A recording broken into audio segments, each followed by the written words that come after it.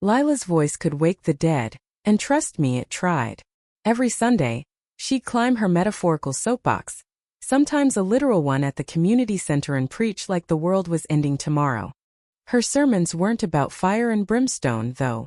No, Lila was all about truth and justice, railing against liars, cheaters, and anyone who dared live less than her impossibly high moral standard. She was my little sister, 24, with a megaphone for a mouth and a following that treated her like a prophet. I'm Emma, 29, the quiet one who'd rather sip coffee and mind my own business. But Lila? She'd built a cult of personality on pointing fingers, and I was done pretending she was a saint. It started small, her preaching. Back in high school, she'd lecture classmates about recycling or cheating on tests. Cute, right? But after college, it became her identity. She'd post hour-long rants on X, calling out hypocrites in our small town of Maplewood, politicians, neighbors, even the local baker, for using unethical flour.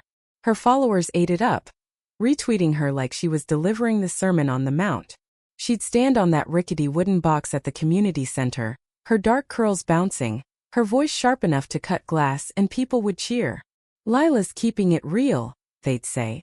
Meanwhile, I'd sit in the back, cringing, knowing the truth she conveniently left out. See, Lila wasn't just a preacher. She was a hypocrite of the highest order, and I'd known it since we were kids. She'd lecture about honesty but sneak money from mom's purse.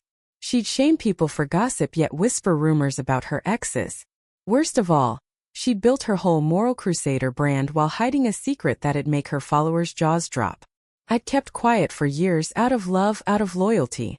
But last Sunday, when she called out our childhood friend Sarah in front of 200 people for lying about her charity work, I snapped. Sarah was sobbing, the crowd was jeering, and Lila stood there, basking in her righteousness. That was it. I was done. Lila! I shouted, standing up. The room went silent, 200 pairs of eyes swiveling to me. Lila froze, her megaphone dangling. You want to talk about liars? How about we start with you? The gasp from the crowd was audible. Lila's face went from smug to pale in half a second. I didn't plan to do it, not like this, but the words poured out like water from a broken dam. I told them about the money she'd borrowed from mom and never repaid. About the time she'd spread lies about her ex, Tom, claiming he cheated when she was the one sneaking around. And then the big one, her charity fund, the one she'd been collecting donations for on X, claiming it went to homeless shelters. I'd seen the bank statements. Half of it went to her new car. The crowd's cheers turned to murmurs. Lila's eyes filled with tears, but not the remorseful kind, angry, humiliated ones. You're lying, she screamed, but her voice cracked. She knew I wasn't. I had receipts, screenshots, everything. I'd been holding on to them for years, hoping I'd never need to use them. But seeing Sarah, sweet Sarah who'd only ever tried to help people, torn apart by Lila's sanctimonious tirade, I couldn't stay silent. Let's talk about your truth, Lila, I said, my voice steady now. You preach about honesty, but you've been lying to everyone here. You're not a savior. You're a fraud.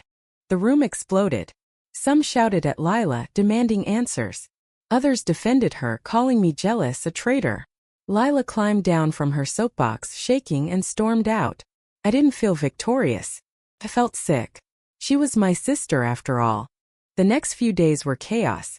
X was a war zone. Lila's followers split between those who felt betrayed and those who doubled down, calling me the villain. Lila Truth and Emily's trended for 48 hours. Sarah texted me, thanking me through tears, but said she couldn't face the town anymore. Mom called sobbing, begging us to make up. Dad just sighed and said, "You did what you had to, Emma." But did I? I tracked Lila down at her apartment, a tiny studio cluttered with protest signs and self-help books. She wouldn't look at me. "You ruined my life," she whispered, curled up on her couch. Her face wasn't the fierce preacher's anymore, just a scared kid's. My heart broke, but I wasn't backing down. "You ruined it yourself," I said. "You can't build a life on lies and expect it to stand." She cried then, real tears, not the performative ones she'd used to sway crowds. For the first time in years, she told me the truth. She'd started preaching to feel powerful, to escape the shadow of being the lesser sister. I was the smart one, the stable one, the one mom and dad bragged about. Lila felt invisible, so she made herself loud. The lies, the car, the money, it was all to keep up the image. I didn't mean to hurt anyone, she said. I just got lost. I wanted to hug her to tell her it'd be okay, but I couldn't. Not yet. You need to make this right, I told her. Not with words. With actions. The next week, Lila posted a video on X. No soapbox, no megaphone, just her, raw and unfiltered. She admitted everything, the lies, the money, the hurt she'd caused. She apologized to Sarah, to the town, to me.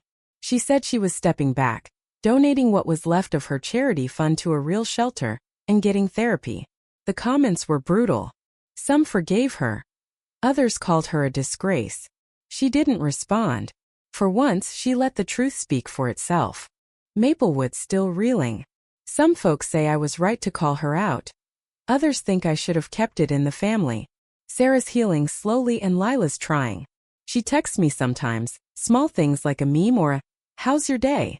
I reply, but it's not the same. Maybe it never will be. But I don't regret it.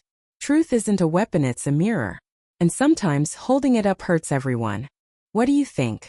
Was I right to expose Lila, or should I have protected her, kept it private? Where's the line between justice and betrayal? Share your thoughts, I'm listening.